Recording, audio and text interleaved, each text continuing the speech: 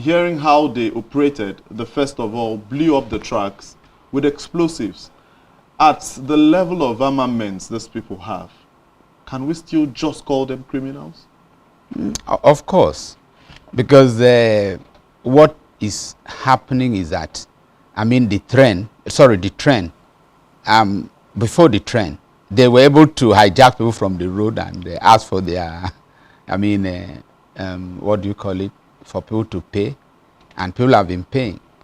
So, I mean, the train became like a kind of criminal activity. Yeah, a savior. You know, most people were now going by train, and in fact, even I do also advise my children, please don't go by road.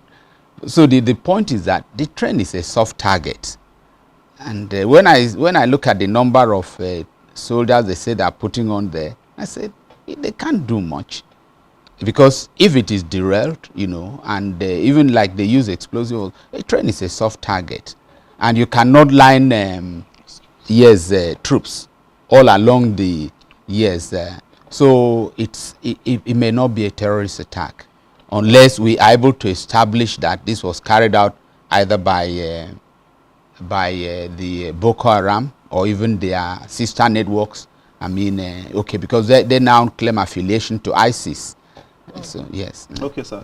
Very, very quickly, there are people who opine that it might just be this government trying to save face by not admitting that Boko Haram, that had been contained prior to the emergence of this administration, that had been confined to the northeastern part of Nigeria, has been able to have a footstool in north central and northwestern Nigeria. So they have refused to call them Boko Haram and just decided to go with the name bandits, because some people also argue that these banditry activities are means via which Boko Haram raise money for their core operations in the northeast, and because the military has been able to cordon off so many other sources of their cash flow. So would you agree with those positions? Could this really be Boko Haram operating under a different guise just to raise funds? It is a possibility.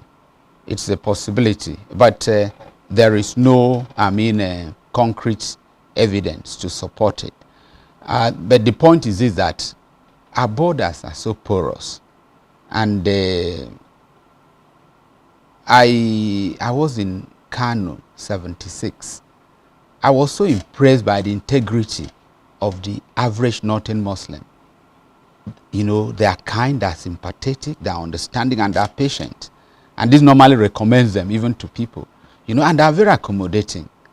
But having said that, it now becomes a weakness to them when it comes to the issue of security, because you find out that even with this, I mean, the way Maitaseni riots, you know, okay, sectarian riots, people will say, the northern Muslim did not condemn, I mean, the young people getting involved with this. It's almost like their nature. You know, what I mean is that they're not fast to condemn people. They're so accommodating and often very patient. And so actually, this sectarian problem grew from that 81 Maitaseni riots, you know, to, it kept building up, kept developing. And then with the emergence of this Boko Haram from Maiduguri in 2009, and now it has spiraled really out of control. Look at Kano presently. You know, Kano, because the indigents are wise enough to say, no, you will not operate in our territory.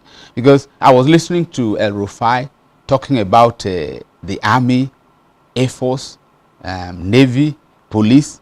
So I just smiled. You know, somebody I respect so much. In fact, what he did in Abuja and all that, but apparently when it now comes to the issue of this insurgency, I realize that is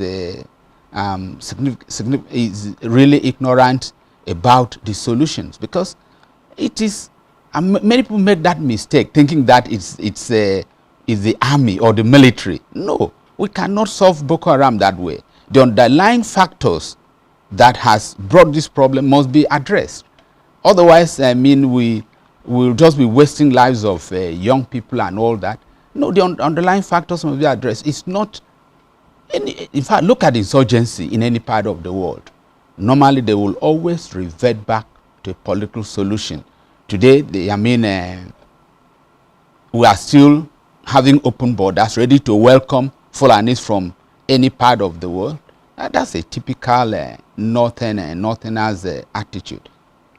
But we have serious problems that we need to begin to review that aspect of that level of hospitality now, because these arms that the people are using, the proliferation is mainly from the northern, all these other Chad, Niger, and most of the arms that came in mean that, Libya, Gaddafi that held Libya together was killed, and everything scattered, and the level of armament that was, in that country, now it has almost spread all over the sub-region.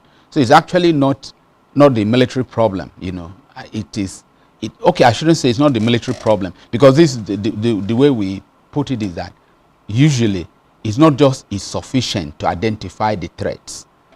It's also, the other thing that is so important is how all aspects of national power must be deployed, in finding solution to these threats. Well, a lot of Nigerians seem to be concerned about the Nigerian system, because that statement was made in 2015, where we had the peak of insecurity, and that was an election year. Fast forward to 2022, we are beginning the process to, usher in new political leaders at different angles in all states of the Federation. And now we seem to be seeing issues of insecurity, on the increase. We're concerned at this point. Could it be, because all fingers seems to be pointing at insincerity of our leaders, of Nigerian leaders in tackling security? Would you say there's some form of benefit for them because of insecurity? No. I will not say that. But I will just, let me borrow a word from, a sentence from Wole Soyinka, talking about people being lettered, but functionally illiterate. I'm sorry to put it like that, but I think that's a major challenge when we look at the leadership class. And then most of them will just think that it's political expedient to say anything.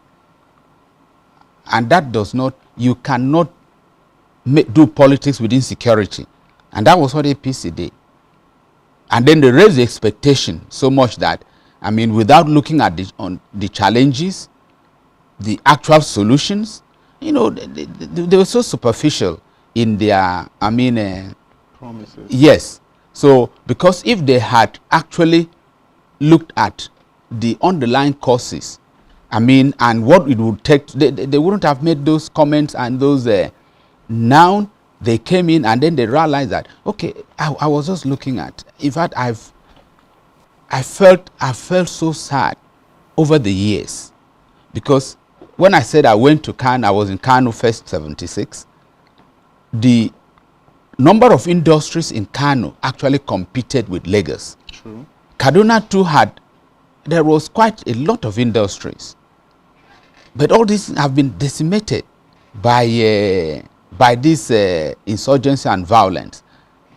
You talk about the cost of this violence. It is put at about 2.4% of our GDP.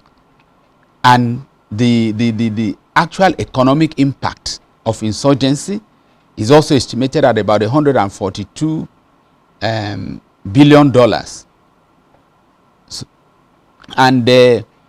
But then, why I'm even mentioning all that, when you look at the North, if I was invited for a presentation once by a group from Dubai, from UAE, because they were selling property in Dubai and Nigerians were buying.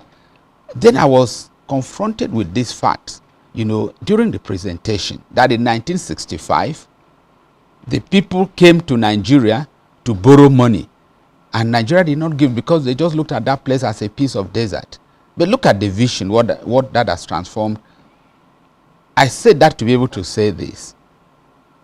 The economic, sorry, the all resources last year was just 4 trillion. That's about $8 billion. And Israel, that's same even with the COVID, the agricultural sales was in billions. Potatoes alone was 105 million. That was what they got from the sale of potatoes, export of potatoes. And that translates to about 52 billion naira. You know, at the nominal exchange rate of about 500 naira too. And look at the vast north. And I read somewhere that Bauchi State has more water than the whole of the Middle East. So our governors there, I say, how do you come and everybody focusing on oil, and then you fail to develop the potentials and give these people hope? Like, if there's no vision, even the initial governance, sorry that I'm taking time on this, you find out that it showed that they had vision a bit. Because when they talked about Green Revolution, Operation Feed the Nation, but I look at even the El Rufai, what is your focus?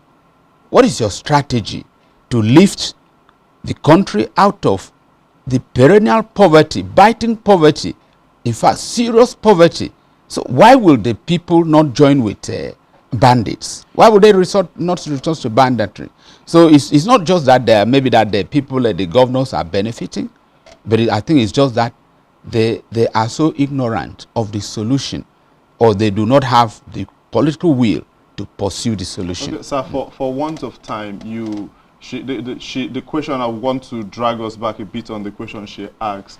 Could it be that insecurity is lingering because some people are benefiting from it? You know, you were talking and then you mentioned that insurgency has cost Nigeria over 2.4% of our annual GDP. Yes, yes. And then if you look at the military alliance, NATO, the requirement for every NATO member state is to spend at least 2% of their GDP on defense.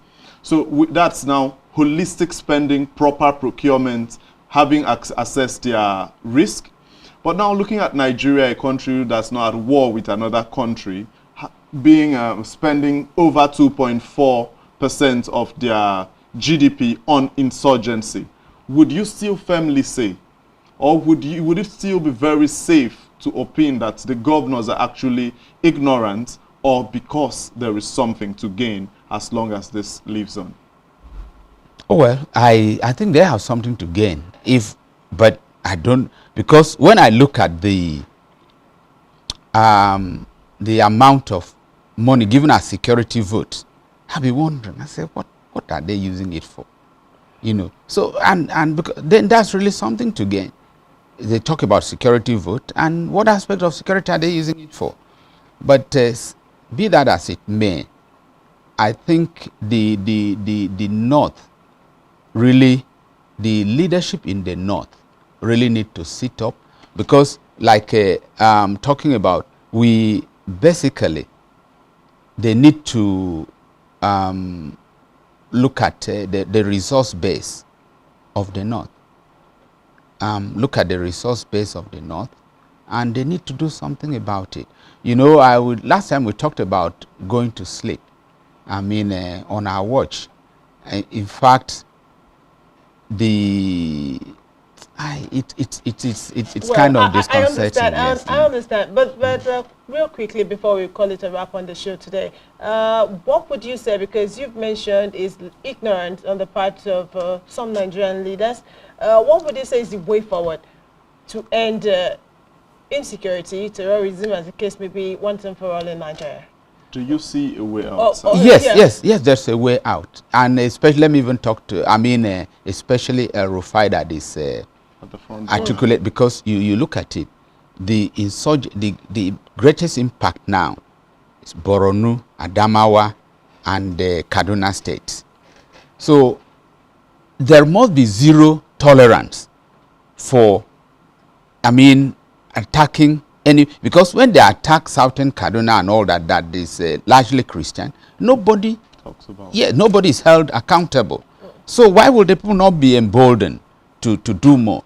But deterrence will only come from putting your foot down and saying, you know, that you will not tolerate whoever he is that goes to murder another person, he should be prosecuted.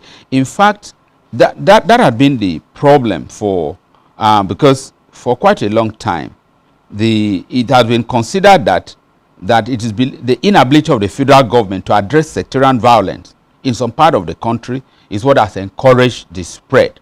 You know, the Boko Haram sect, you know, and all that, you know, because people were not, I mean, if you put your foot down, there are sponsors, and he said so, they know them.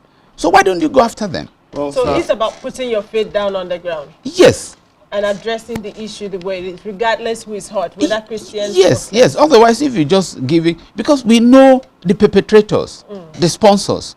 No matter why don't, if you go after them, because that's going to be the deterrent. You know, it will deter other key leaders from whatever they think they would benefit from sponsoring or encouraging. Captain Otong, yes. I'm afraid we have to cut you for want of time. And then your last words, if something I picked from it are the sponsors. Maybe when next we have you on the show, we would look at sponsors of perhaps this acts of terrorism and banditry, and maybe look more into it.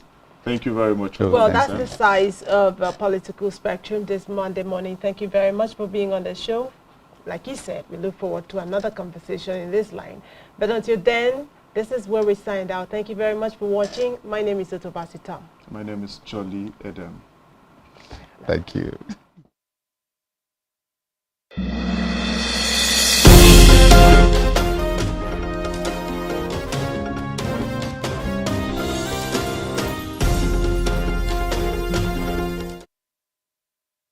In every election, voters in civic education